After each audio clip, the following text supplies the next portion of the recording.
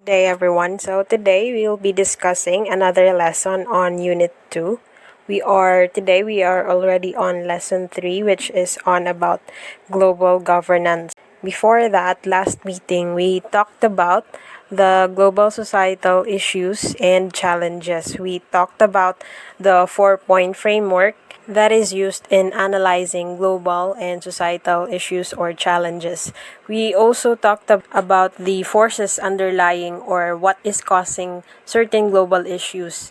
We also learned about the things that make solving a global issue or problem difficult to solve, like the tragedy of commons and the failures in group decision making.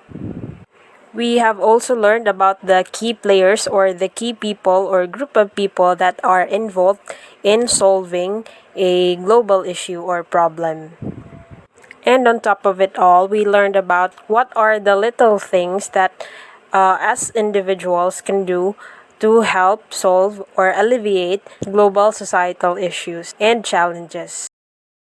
Today we will be moving on with another lesson on lesson 3, which is about global governance. So I'm sure we've already started talking about global governance as early as Unit 1, and we've already defined what are some of the major global and international organizations that are at work in the contemporary world. So before we define what is global governance, let us first start to look at this quote, which would explain the reason as to why we should care about what is happening around the world and not just in our country. So this quote is from Charles Rhine in his study, World Peace Through Law. In view of the realities of today's world, man cannot live in isolation if he expects to live in peace. The world situation must be everyone's concern. Each of us must act collectively and individually if we are to avoid the total destruction which threatens world peace. As what we have learned in our previous lessons, there are multifaceted issues and problems that is existing worldwide. And we know that we cannot solve them all in one day. Effort in solving them is and should be everyone's collective responsibility. You and I have an obligation to fulfill, not just to ourselves, but also to the rest of the world. When we educate ourselves of issues of global concern, we are also trying to help alleviate these problems in our own little ways. And we are also trying to learn new things. That is also important in order for us to keep up on what is happening in our global contemporary world. So it is very, very important that we educate ourselves in these matters.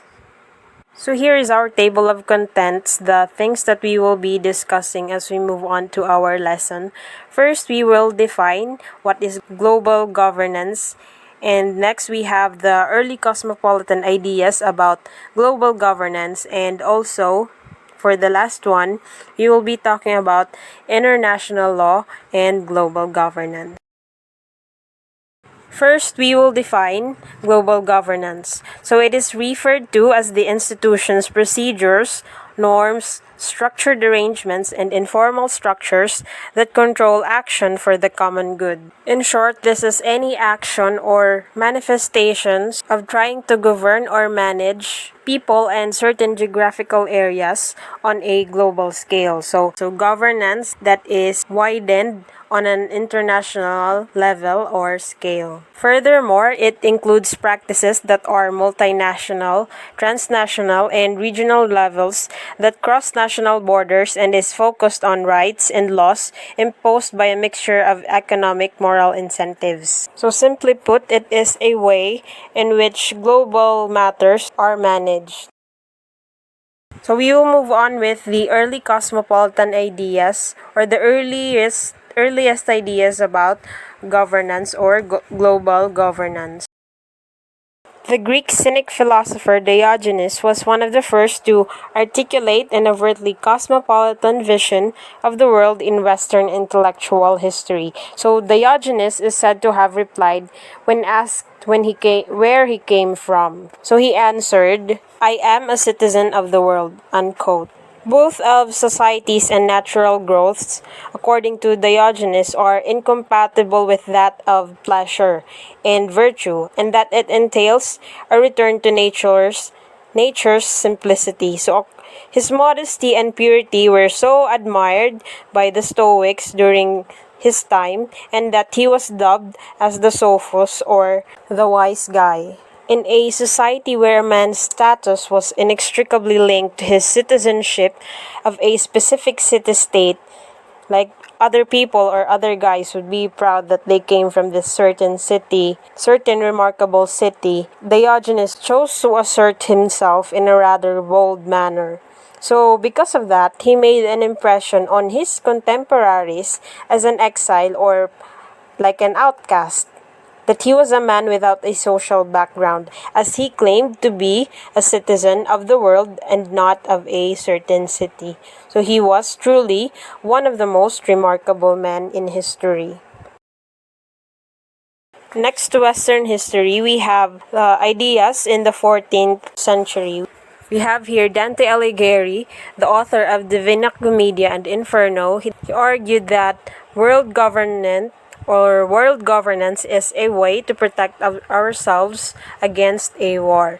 And in one of his books entitled The Demonarchia, he wrote, quote, "World government must be understood in the sense that it governs mankind on the basis of what we all have in common, and that by a common law it leads all towards peace."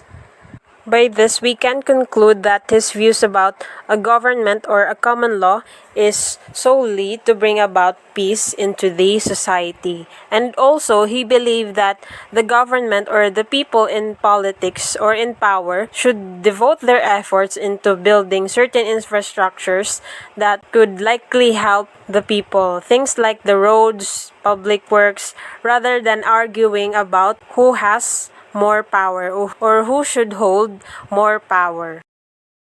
Next, we have here Immanuel Kant. A central idea for Kant is that lasting peace can only be achieved if all states are well ordered, respect international laws, and abstain from aggression and interference in the governance of other states.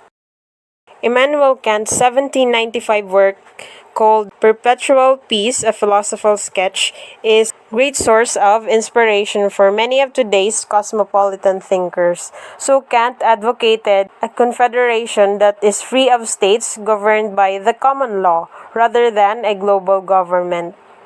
So we have to note that Kant was opposed to the notion or idea of a global government, specifically because of two reasons. So for starters, he argued that it wasn't possible, and on second, he believed that there was a significant danger that a democratic government might devolve into a global dictator. He was somewhat afraid that if a global power was given to a certain someone, a specific individual, and the world would be under a dictatorship under that one person or ruler. So that is on about the early cosmopolitan views about world governance.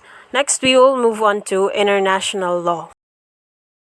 So what is international law?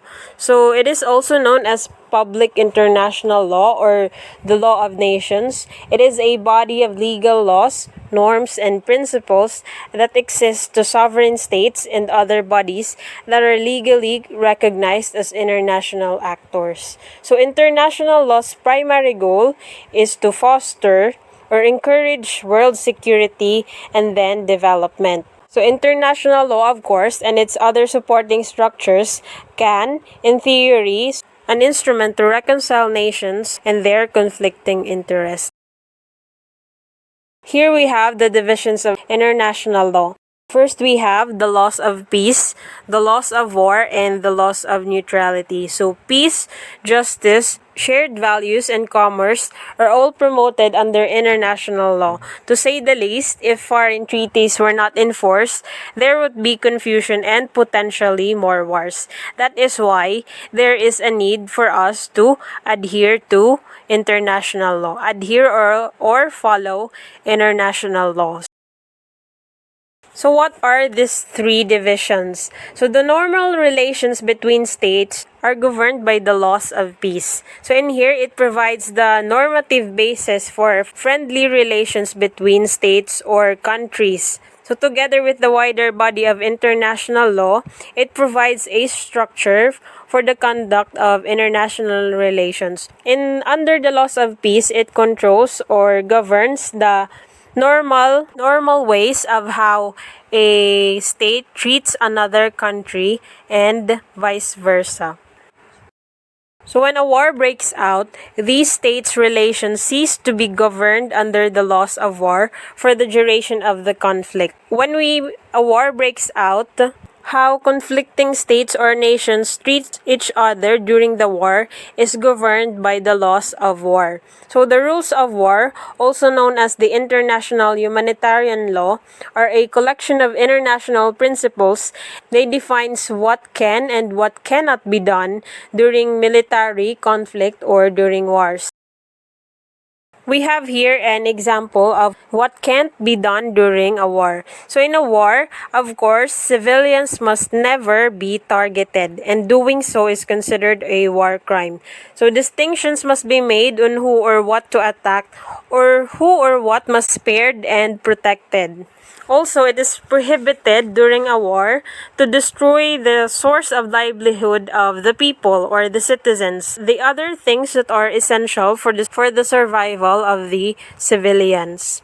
So the majority of war crimes are now actually punishable by death or life imprisonment. So if you remember the ICC on our previous lessons, any case of a war crime must be brought before the International Criminal Court or the ICC. So in order to receive one of these sentences. So examples of those war crimes are genocide and crimes against humanity. While there is the laws of peace and war, we also have the laws of neutrality, and it governs the interactions of the warring states with the belligerents or those involved in the conflict. The laws of neutrality governs their interactions with belligerents or those involved in the conflict. So this is how other states would try to interact with the belligerents or the nations or states that are involved in the war. So the law of neutrality is a set of rules, specific rules and principles that they govern neutrality's legal relationships, like what I said earlier. So neutral states, the states that are not involved in the conflict or war, are bound by the rule of neutrality, so to regard all belligerent states equally and to refrain from supplying military or other aids that will help the warring side. So they are prohibited in helping either sides. So aside from that, the laws of peace continues to govern those states that are not involved in the conflict. So when the war is over and peace is restored, all members of the international family again will come or be subject to the rules of peace. So after they reconcile, all of them would be again under the laws of peace. So at least before another war tries to break out. So that is on the divisions of international law. We have here another quote by Ernest Hemingway. So never think that war, no matter how necessary, no matter how justified, is not a crime. War will always be a crime. No matter how we think of it, it's always a crime. So Hemingway, he was 18 years old when he volunteered actually to be an ambulance driver during World War I. So imagine that at a very, very young age, he experienced a lot of horrifying things during the war. So he suffered physically and mentally from the horrors of the war. And as a novelist, he used his writing to show the criminality of the war. And we should remember that a war is a barbaric activity that only results in the death and destruction of the people and property. So as a result, we can see that war is not a solution to any types of problem. So it just results in the more loss of all parties or any people that is involved in it. So thus, peaceful compromise should always be sought. Always resort to peaceful means of ending conflict. Another one we have here, the UN in resolving the global conflicts. So we have already discussed about what is the UN and its multifaceted offices in Unit 2, Lesson 1. But we will still be defining a few of its functions here. So the United Nations, its primary role, of course, in global economic governance is to serve as a political forum for discussion of major issues on the global economic agenda. So they are as well as an integrator of various perspectives on the economic, social, and environmental pillars of sustainable development. So what does the UN do, or what are their efforts in resolving global conflicts aside from managing economic governance on a global scale? So what is their role in resolving global conflict? One of UN's major role is in solving conflicts is peacekeeping. So what is peacekeeping? It has proved to be one of the most powerful UN instrument for assisting countries in navigating the complex transition from war to peace. You might have remembered in history, following the destruction of World War II, the United Nations was established in 1945, and as you would remember also, Philippines was one of its founding members. The UN's goal is to maintain international peace and stability. So it also does so by trying to deter war, assisting parties in conflict, and in reaching an agreement. So they send peacekeepers in countries with conflicts or war, and they provide the environment for peace to last and thrive. So the UN Security Council issues mandates for peacekeeping activities, and member states contribute to troops and police. So countries that are included to the UN are also sending their men or women as a part of their peacekeeping efforts. They make up the troops and the police for the UN. So peacekeeping missions also, they are tasked with not only maintaining peace and order, but they are also there to facilitate diplomatic processes. So they protect civilians and they assist in the disarmament and demobilization and reintegration of former fighters. So they also exist to support constitutional processes and the election administration. So peacekeepers are also there to protect and promote the human rights, as they will also assist in the restoration of the rule of law and the extension of the lawful state authority that is supported by the organization that is the UN. Another efforts of the UN is peace building. So the United Nations peace building efforts are directed at assisting countries in transitioning out of war, reducing the likelihood of relapse, and setting the groundwork for long-term peace and growth. So what we mean by relapse here is that when countries that had emerged successfully from conflict or war will then again go back to form another conflicts after some amount of time with zero conflicts. Example, a country is already peaceful after a war. So after the UN peacekeepers left that area or country, they will again go back to fighting each other. That is what we mean when we say relapse here. So we have here the UN peace building architecture or its many facets. The first one is the Peace Building Commission. The second one is the Peace Building Fund. The third one is the Peace Building Support Office. So the UN Peace Building architecture is composed of those three. The Peace Building Support Office provides technical advice and strategy direction to the Peace Building Commission, while they administer the Peace Building Fund, and they assist the Secretary General of the organizing United Nations agencies in the peace building efforts. So that is their roles. So you might have trouble distinguishing peacekeeping from peace building. So remember that peacekeeping is described as a non-exclusive list of peaceful diplomatic and judicial methods for settling conflict. So as mentioned in the Chapter 7 of the UN Charter, peacekeeping comes from and before the sanctions regime. It includes mediation, negotiation, and legal arbitration are the examples of the peacemaking practices. So they happen, or peacemaking happens during the times of the conflict. While peace building, on the other hand, it is a more than a post-conflict mechanism with a broad agenda, and it is more than an instrument tool for achieving peace. So, reintegrating former fighters into civilian society and improving the rule of law by its recruitment of municipal police, modernization, and judiciary and penal reform are also essential aspects of peace building. So it entails enhancing civil rights respect.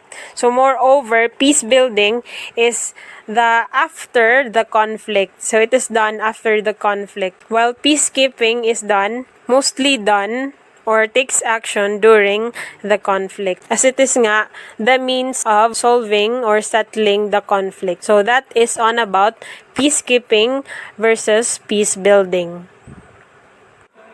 Another effort of the UN in solving global conflicts is countering terrorism. So how do they do this? So the United Nations Global Counter-Terrorism Strategy was implemented by the UN member states in September of 2006. So for the first time, this is when the member states collaborated on a joint strategic and institutional mechanism to combat or to fight terrorism. So the strategy not only sends a strong message that terrorism in all of its ways and origins is intolerable, but it also commits to taking concrete action both personally and collectively to avoid and fight terrorism. So these realistic moves actually range from improving state capability to fight terrorist attacks to better integrating the UN system's counter-terrorism efforts. We have here the pillars of the UN Global Counter-Terrorism Strategy. The first one is addressing the conditions conducive to the spread of terrorism, acknowledging the things or the many factors that is resulting to the spread of terrorism across the globe. Number 2 is the measures to prevent and combat terrorism. The primary purpose of this is to improve each entity's competitive advantage by working as a team to assist member states in implementing the strategy's 4 pillars. The third pillar is to measures to build states' capacity to prevent and combat terrorism and to strengthen the role of the UN system in that regard. While the fourth one is the measures to ensure respect for human rights, of course, for all, and the rule of law as the fundamental basis for the fight against terrorism. Though the member states bear primary responsibility for the global strategy's implementation, the CTITF, or the Counter-Terrorism Implementation Task Force, ensures that the UN framework is tuned in to the member states or the nations and countries' needs. So they provide them with the required policy support and spreading in-depth awareness of the strategy, so as well as speeding of the distribution of technical assistance where and when necessary. Another one of UN's role is disarmament. So the UN pursues the removal of nuclear missiles and the other weapons of mass destruction, as well as the control of conventional weaponry. The Office for Disarmament Affairs works with the General Assembly in the UN and its other bodies to promote world peace and stability. So they pursue the removal of nuclear missiles and other weapons of mass destruction, as well as the control of other contemporary or conventional weaponry. So I need you to remember the three humanitarian disarmament objectives. So the first one, we have the nuclear ban treaty. So the three humanitarian disarmament goals have been added to the UN's plan for the future. A convention prohibiting the use, operation, and manufacturing, stockpiling, and the transition of nuclear weapons, since they are very, very destructive, and as well as requiring their complete elimination. So this is one of their disarmament goals, to eliminate nuclear weapons. The second one is the ban on killer robots. So a ban on autonomous weapons with the aim of preventing the deployment of those killer robots before they become unstoppable. So as we know, there is already a notion by other countries that robots will be used in the battlefield. So despite significant progress in making the robotics intelligence, autonomous robots still lacks the ability to respond correctly in unexpected scenarios. So they do not have the capability to distinguish between a harmful and a non-harmful individual. So it is very dangerous to put them on the battlefield. So that is why its ban is one of the goals of the disarmament objectives.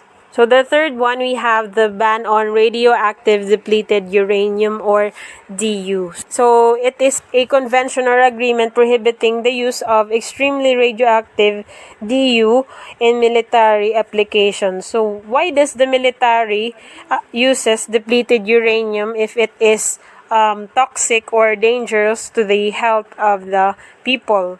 So due to its high density, according to them, the US military uses depleted uranium, or DU, for tank armor and some projectiles. This allows it to penetrate enemy armored vehicles, so it is very effective in penetrating those. So it was first used on a large scale during the Gulf War in 1991. Uranium, as we know it, although it is weakly radioactive, if it taken in large amounts, it can still cause some health effects such as diseases in the kidney. And if people are collectively exposed to this during a long period of time, they may also develop cancer. So that is why it is also one of the goals of their disarmament objectives to ban the DU. So we have here a question: Is the UN's peace efforts successful? So as we know of today, there are still a lot of ongoing conflicts in different countries or parts of the world. So there's actually I've read a joke on the internet as I've watched this documentary in YouTube. So if you've ever felt useless, don't forget that the UN exists. So are their efforts really useless, or are their peace efforts still considered as successful by the rest of the world? So although there have been noteworthy victories by the UN, there are also remarkable defeats or failures, of course. But what is the overall contribution of the UN in peacekeeping? Most scholars are actually split on this issue. So let's take a look of the opinions of some people in the academe. The first one, we have Virginia Page Fortna. So according to her, the participation of the UN PKOs, or the United Nations peacekeeping operations, actually increases the likelihood of peace lasting after hostilities have ended. So according to her, the UN PKOs, or the peacekeeping operations, have cut the threat of a breakdown in peace by about half. Other researchers also discovered further evidence of UN PKO's usefulness in lowering the likelihood of a new conflict. According to their research or their study, it is the UN's peacekeeping efforts are still working and lessens the likelihood of the formation of new conflict. That is according to Virginia Page Fortna. Another one, we have Barbara Walter. So violent wars, according to her, that result with the peace agreements that involve good government accountability provisions, according to Walter, are more likely to lead to the long-term sustainability of peace. According to her, she sees little proof that peacekeeping lengthens the period of peace. Government accountability provisions such as the participation in written constitution and free press and also the rule of law, they are the ones instead that are more likely to lead the long-term sustainability of peace, or the reasons as to why peace is more observed in longer periods after a conflict. Next, we have Kaplan and Hoffler. They found no evidence in their research that the existence of the UNPKOs has a stabilizing impact on overall peace. So this is by Richard Kaplan and Hank Hoffler. So when a dispute results in negotiation, however, UNPKOs have a favorable impact on peace duration. So although they have little effect on peacekeeping efforts, they still have a favorable impacts on the peace durations. Most likely, the peace is lengthened during the UNPKOs. So one potential reason for the UNPKOs peace stabilizing impact is that of after a resolution is that the UN played a role in resolving the dispute. So the UN still has a part in resolving the conflict. Also, in their work, they cited that from a previous study that the essence of a military conflict's conclusion has relevance for the peace long-term stability. Violent wars that result with a military triumph more likely to achieve a lasting peace than conflicts that end in peaceful solution. This is because military wins are more straightforward. That is why they are more lasting. So they result in the defeat of the one side or the other. So while mediated agreements empower warring sides to resume hostilities whenever they want. That is why violent wars that result with a military triumph, has a more lasting peace rather than those that ends in peaceful solutions. Because if they've won the war or conflict through military means, it means that another side loses. So wala nang kukontra. And then if it is resolved through peacekeeping efforts only, there is still warring sides present or walang natalo. That is why they can still fight each other whenever they want.